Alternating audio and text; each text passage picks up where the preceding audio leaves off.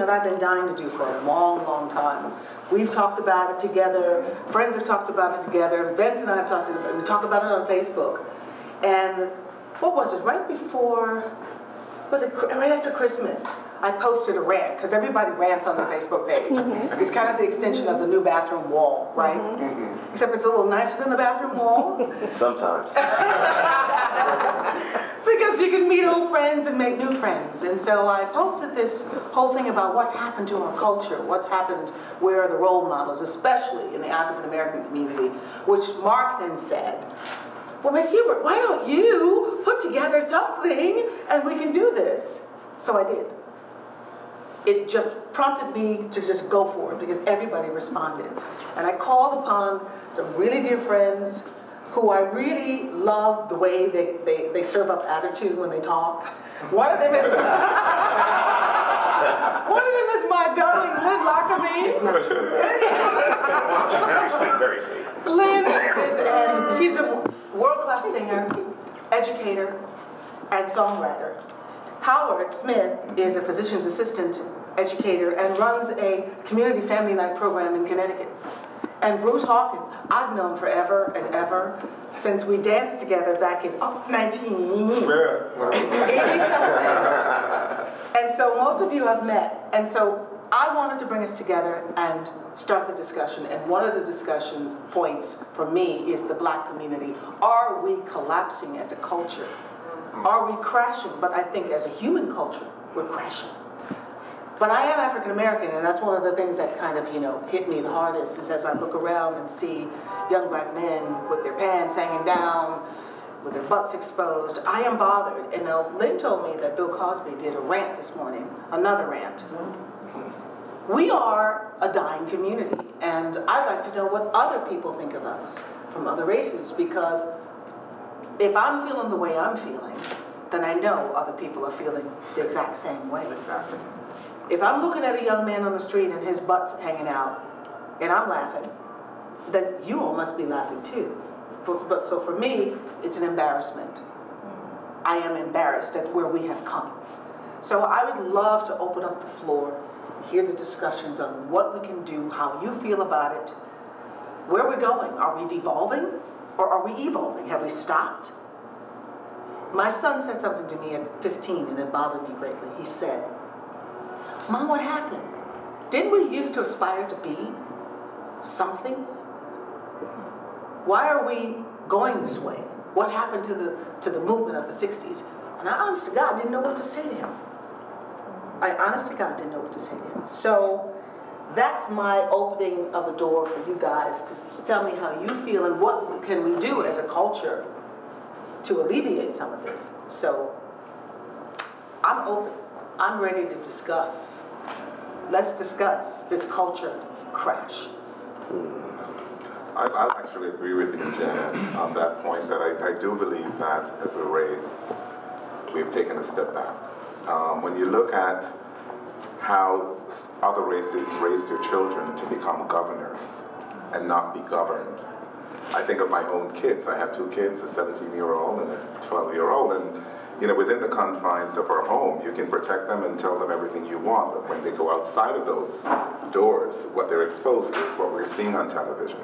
The images of African Americans portrayed through many of these reality TV shows, so many different stuff that's just not right. And so as a community, I think we really need to take a closer look at this. How are we going to try to bring up a group of people who someday will become governors and not just folks that are governed all the time?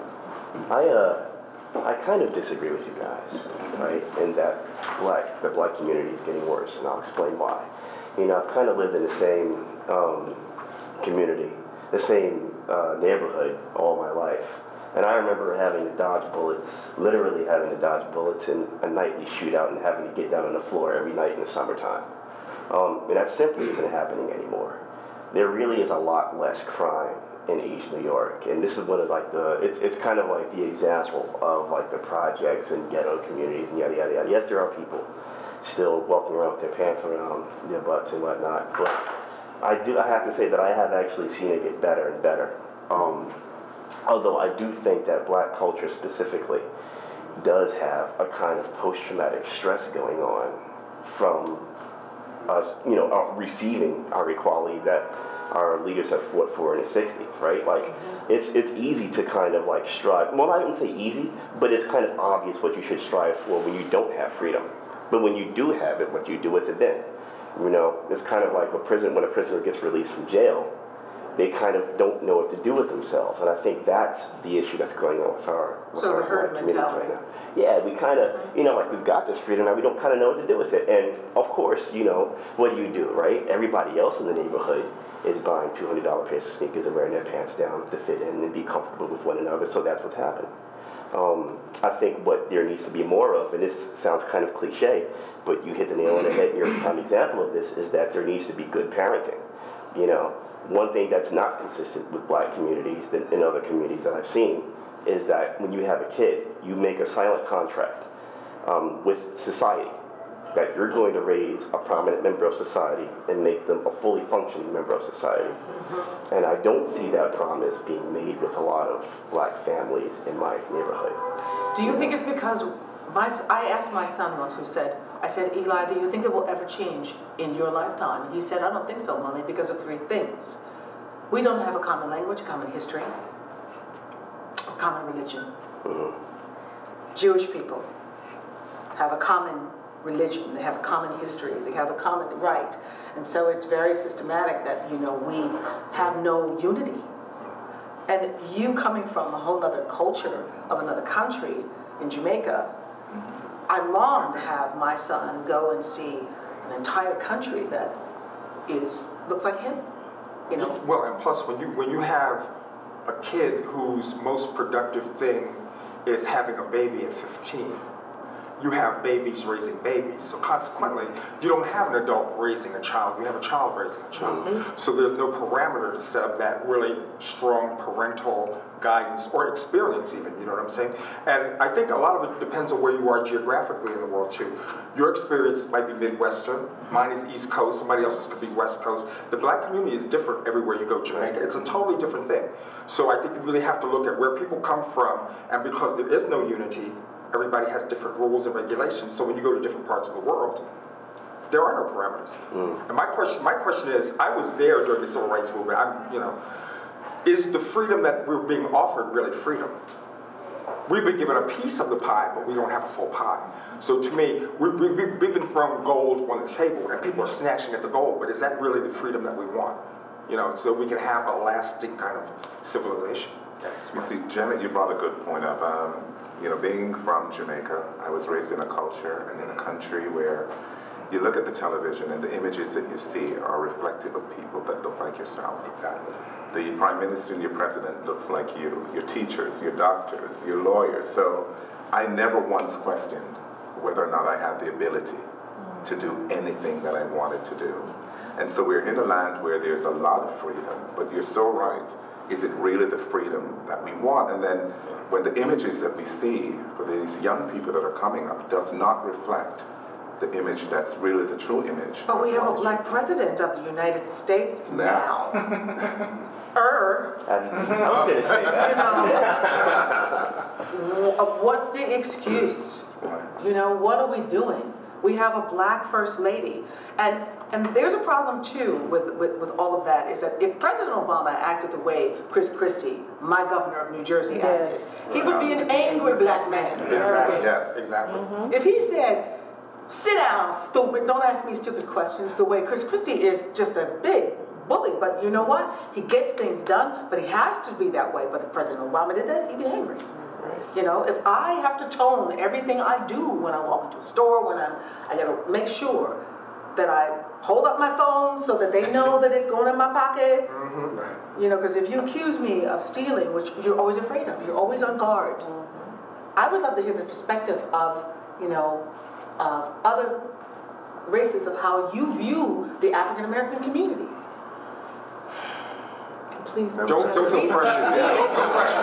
Please be gentle.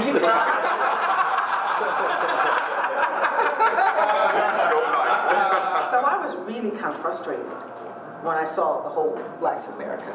I was frustrated because I was like, this is old. We already know this. Did anybody else feel that way? or is it just me? Am I just a rebel, maverick?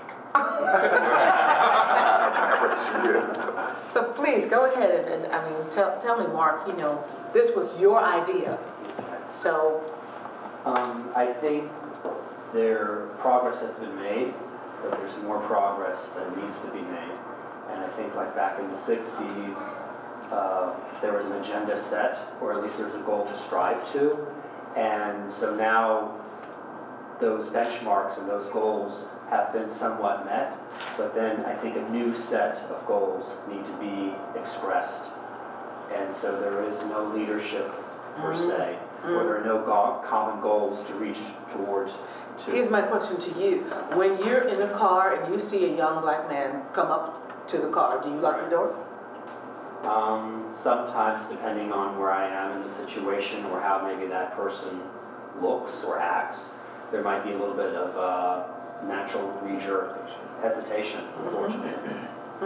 But I do the same thing. Yeah, I lock mine. You do the same thing. Yes, I do the same thing. And I am guilty of the same thing. I'm not going to sit here and lie and pretend like I don't, you know, because I don't know what they're going to do.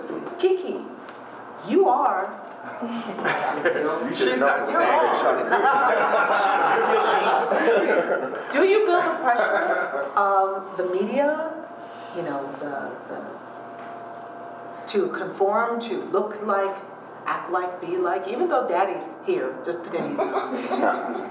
Well, yeah, I think it's kind of like disgusting because like everyone's trying to be like other people, and like with the whole sagging low thing with their pants, it's like, where did they get it from? I don't think it's cute.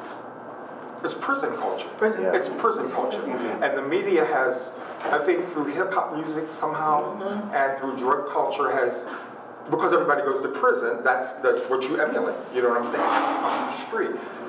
Your daughter, you ain't playing that with your daughter. And that's the problem. That's the problem. These kids are being raised by parents that are not parents. And they're looking at television constantly. And the media is fueling money into that because they're making money on that. You know what I'm saying? Somewhat glamorized. I think one of the biggest issues in our community is that our leaders don't look like leaders. The people who are leading us right now are the sagging, bagging, rapping, non-English speaking, broken down cultured folks. They're in the forefront. And unfortunately, because they have the money, they are the most visible. And our students, our teachers, the whole culture is looking up to this, that rapper, this, that singer. Not just culture, all kids. All kids. All the kids, but then the adults are doing the same. You have parents who are dressing their children in saggy, baggy clothing, and the children are 3. You cannot blame a 3-year-old if mom and dad thought that this was appropriate attire for a child.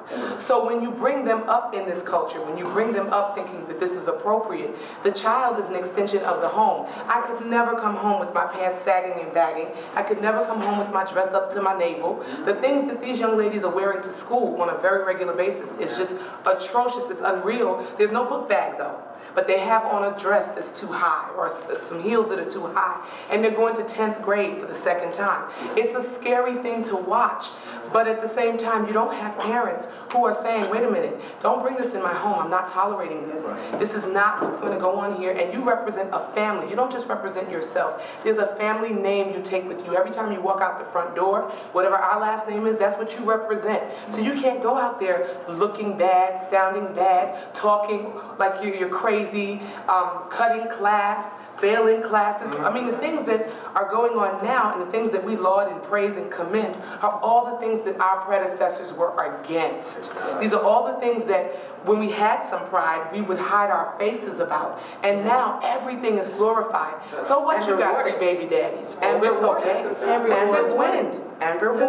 Since when did we start applauding and having baby showers for 14-year-olds? It started, Lynn, when television turned to reality television by rewarding teenage mothers with their own shows, by rewarding ghetto, by rewarding what we used to call white trash with shows, by rewarding Nene Leakes with, you know, jobs that I and all my fellow actors and actresses should be taking. My goodness, you know, that's when it started. That's kind of when it started. And it didn't help too. I was just going to say that. I was going to say also that parents now, they're young themselves. Because they go to party with their kids and what have you, and this is where why a lot of the kids are the way they are also. Because the parents are partying. Like we, the older generation. Old is a bad word in this generation. You know what's mature? What's your Mature generation. No, I'm old. I'm getting old, and I'm happy to get old. You know what's nice? I also think that when you have programs like, BET, Black Entertainment Television, who I think, they have an opportunity where they could really help to shape some of the direction that television is going in. I'm not sure what they do at BET. Why do we even need it? Try get a meeting. Magazine. Try get a meeting with a great show that has values with BET. You cannot. Right. BET started out fine. It started out great. It got sold. Got sold, and that's when the whole thing changed. Well, before they Jet got magazine. sold, they took off the news. They took off anything that was intellectual. Even they had a show called Teen Summit, which spoke to young people. And they took that show off and played videos 24 hours a day. Sometimes I work in the schools, and a lot of these kids can't identify with themselves in terms of black students because they don't teach it. They don't know when Black History Month is. I had a kid say to me, "Is Black History Month over?" It was April. Yeah, but I have a problem with Black History Month. We keep teaching the same dead ass And that's the other history. Yes. Well, my son says, can we learn something that didn't happen over 50 years ago? They don't know. A month of 28 days of a month. Why can't it just be history? History. Yeah. History. Because all history. year round, all throughout the year, and every month, our history is told. I'm sorry, but I have to go back to the parenting. I can't put on the teachers the responsibility of raising my child. If I brought a child into the world, if that child doesn't know when Black History Month is, there's something wrong in my home. Yes, because as a black woman, and if I'm married to a black man, we should be teaching our children his or her culture, and they should know their history. They should not have to go to school and ask when. But Lynn, there is a problem. We are in a diverse world now. I agree. Okay, I live in a diverse household. I agree. We got Irish, we got Republicans, we got, we got a little bit of everything. And my son says to me, why can't I just be Eli? Eli first and Eli first and Eli, instead of black Eli, African American Eli. Why can't I study anything I want to study? Why must my blackness always be in the forefront of everything I do? He said, isn't it heir apparent that I am black? How do you respond to that? Because to me, it's not about Black America, history. We are preoccupied with color. It's about moving forward, and that's what, getting stuck with the stories of slavery. I cannot do it. Oh Lord, I cannot do it. I cannot do it. I cannot do it. I don't want to do it anymore. I want him to, like the movie Django. I loved it because, oh my God, it was so good. It was the first movie in history to completely neuter the power of racism. It really did. All of the protagonists kind of looked at it like, what is this idiocy we're surrounded by? There was no power. They weren't beholden to it. They were frustrated, but they weren't under it. You know what I mean? Right. And it was brutal. And it's something, it taught me a lot because it taught me that, as kind of educated as I am about the world itself, I still have the strains of that stuff on me. I still have kind of the detritus of slavery in my DNA somewhere, because the first time I saw it, I was like, well, why is Django all so cocky and he's not afraid to ride the horse in front of the white people? Like, I wanted to see him struggle against it. But that's the thing, that's the beauty of Django. When you look at it as the idiocy it is, you realize you take away its power. Kind of like Morgan Freeman said. He was like, how do we get rid of racism? We stop talking about it. He is so not agreeing with you. Please don't zip your... I just don't know. I'm on the fence with Django. What's your point of view on it? I'm on the fence with it too. When I walked out, I was silent, and that's not usual for me. I usually have something to say about a film. Interesting. And I walked out and I was silent because it took me a long time to just try to digest this, to figure out what you had just seen. And I think what bothered me about it was that I kind of, at first, before I saw the movie and I heard Spike's comments, I was like, oh, Spike, will you please shut up? Because just all the time you gotta open your mouth, just go to the next game and shut up. But I kind of understand what he's talking about, although I don't agree with the fact that he didn't see it first and just commented. I don't agree with that. But seeing it, he kind of hit the mark for me, because what Tarantino did was he took a spaghetti western buddy movie. It was a buddy movie. It was Lethal Weapon. It was Rush Hour. It took this buddy movie and placed it against the background of our torture, our Holocaust, the Black Holocaust. This opens up a whole question, guys, as we're here talking about Django and Django. But if you think about it, you see how quick and how easy it was for the powers that be to do a film like Django and for it to be supported? We should be questioning why is it that it's always around those kind of movies that gets the red light? We're going to see black film made by black people. Exactly. We have this tendency of saying a film with black people in it is black film. And I don't agree with that. Which is what I was saying when, Vince, when I said that, how easy it is for a network or the powers that be to fund a movie like Django. But at the same time, there are African-American kids in schools that are getting straight A's all the way through. We never hear about them. But you won't. BET will. You won't see that on BET. Ebony Magazine won't put it there. Jazz Magazine does not sell. It does not sell products. It does not sell television advertising time. That's the problem. Sensationalism always sells. And they always look for the worst of everything to put on the screen because they know that everybody's going to tune in and they'll get the numbers that they need. Right. You know, a beautiful kid like this very seldom is seen on television. They want the exact opposite of her because they know everybody's going to look and talk about her. Look at the It's direction. sensationalism. Look at the direction of OWN, for example. Yeah. How it started out positive, motivational. I'm going to do this. I'm going to do that. And then her sponsors, her backers, and her within herself, it died out. Exactly. And now she's changed the direction. And within the middle of the day, it's crime shows, this, that, and the other, which what she thinks or her people think then will boost the ratings. Exactly. In a way, I think she should have been a strong woman and said, no, I'm adhering to my programming regardless, and if it takes a year or 2 or 3, then this is the program that I'm going to produce, and this is what I'm going to show.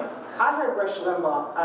My husband listens to him. My husband's a Republican, but but he's an Obama Republican. Okay.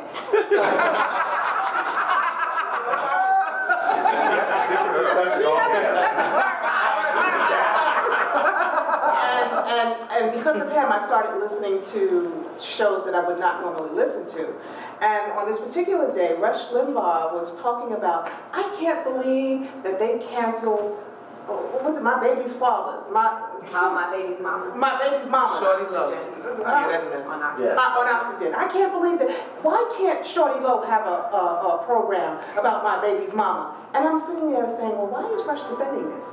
You know, because I know why he's defending this, but then he had callers calling in and saying, yeah, I can't believe that they canceled My Baby's Mamas. You know, I mean, it was just crazy. Because that was in black entertainment television. And also promoting the images, the negative. Which leads us to the next discussion. And, did I step on your leg? Yes, you did. Oh, I did? I'm sorry. Don't do that. Sorry. You don't have to get on me about it, Miss Girl. Okay. So, and see, we did that to say, gotcha. We planned. We planned to have a little friction. Just a little, just a little, I guess, precursor to what we see quite often on television in reality TV. Because she looked at me like, ooh. She said, don't do that. But this is, it's unfortunate, but when I look at reality TV, and this is definitely something that to me is at the core of eroding our culture at this point. To watch this stuff, All My Baby Mamas, and he has 11 children with 11 women, each holding a child, each related, And the housewives. And the housewives, most of whom are not wives to anybody. I don't understand how you have the reality shows Housewives of Atlanta and most of you are not married. But, that in and of itself makes absolutely no sense to me. Siri, in the Asian community, we don't see any Asian reality TV. And there will be. Does it exist on other channels? I know Japan has a lot of, my goodness, but, what is the viewpoint of the Asian community? Because you all have a unity that's so tight. Would parents allow Asian boys to walk down the street looking the way some of our sons do and some of your sons do? I mean, there is taking in among Asian American young people of, you know, hip hop culture and all that. So I'm sure you've also seen Asian Americans, you know, and even this restaurateur Eddie Huang, he blogs all about, you know, getting high and, you know, all this stuff and, you know, hip hop culture, and goes out and criticizes, you know, people left and right. So he's making a statement, he's making a very strong statement about hip hop culture. Yeah. Well, Asian culture reveres black culture. They love black culture. You know, it's something that I've seen. They love black culture, but they don't. More among the younger generation. The younger generation, right? Walk into an Asian store sometimes, and I just feel so followed, you know, to the point where I'm like, look, I really do have some money in my pocket. Yeah. You know? I really do have a little money in my pocket. Yeah. And am I wrong? But the same can be said about even walking into some of our African American stores. You get the same, you feel the same way Yes, too. you do. Yes, you do. But it all seems to be stemming back to hip hop, rap. I don't know if it's hip hop. I don't know if it's hip hop. I think, you know, when I look at hip hop and as a musician, there are so many things that I see that could be done differently and better in hip hop. The voice is there, but they don't always necessarily know how to say what they need to say, and they don't always know how to broaden their scope. Okay. There's no discipline anymore in the Where did it come from? It's just gone. There's no discipline. Parents who want to be friends with their children instead of parents. But they've also taken our rights to beat the hell out of our children if we need to. I'm not going to say that. Beat the hell out of them. My mother beat the hell out of them. My mother. See, the discipline is an important thing. That shapes people. That shapes character. Yes. You know, if you're not afraid of anything, then you think you can do whatever you want always. Exactly. And that's a problem. When I was growing up, you know, if you do something wrong, you got the belt. All right, nowadays, if you say that to a kid, you're going to get the belt, they're going to call the cops and say, I'm going to divorce my parents. Now, that's not right. You have to They can say that. Yeah. They'll threaten the parents. That gives the power to the children instead of the parents, who have the power, and they should be able to mold their kids into the way that society would benefit from, instead of, you know, we all reap what we sow. On a level of humanity as a whole, right? Right. If you kind of take a step back out of what we think is good, how things are getting worse and better right now, and really take a step back, you realize that everything has always kind of been the same. The equation has always been the same. There are a few geniuses moving the world forward, while the masses are being dumbed down and doing stupid crap. While there was a whole bunch of people burning witches, there were a few people harnessing electricity and making inventions.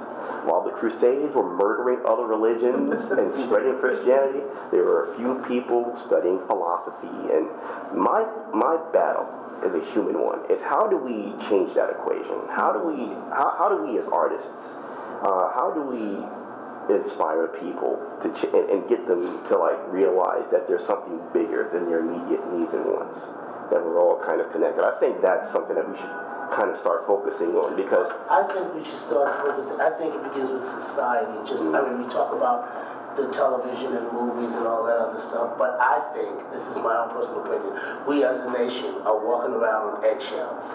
Because every time an issue, I mean, we as a people, we as a nation are growing. So things are apt to change. And with each change, it's always it seems like a hindrance on some level. I'm always reminded, as I sort of close this down and thank Lynn and thank Devin, Hubert, and Bruce and all of you for coming, of a movie that I once saw way back in the 80s. It was called The Seventh Sign with Demi Moore. Do you guys ever remember that movie? no. And it was all about hope.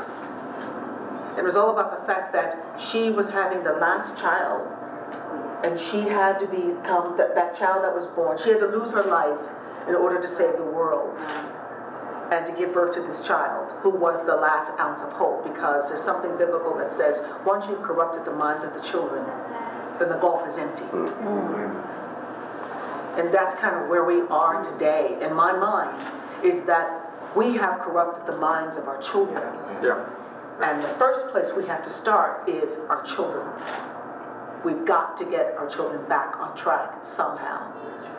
So thank you so much for coming. This is the first, I hope, of many discussions that you will have amongst yourselves and with your friends and with your family to figure out how we save the children. Thank you, guys.